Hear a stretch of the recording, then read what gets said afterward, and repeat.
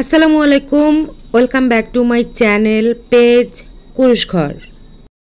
কুশি কাটার বেসিক স্টেজগুলোর মধ্যে খুবই গুরুত্বপূর্ণ একটি স্টেজ হলো ক্রোশেট হাফ ডাবল স্টেজ। খুবই গুরুত্বপূর্ণ এবং খুবই প্রয়োজনীয় কুশি কাটার কাজের জন্য। কিভাবে করতে হবে?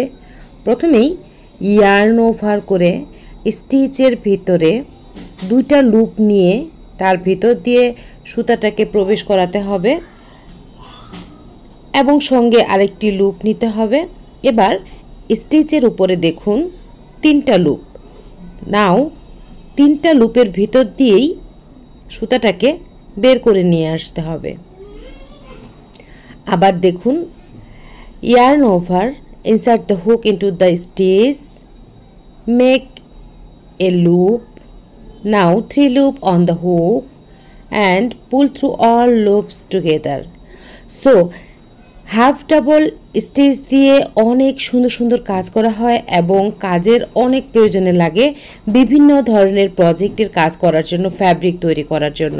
এই স্টিচটি না হলেই নয়।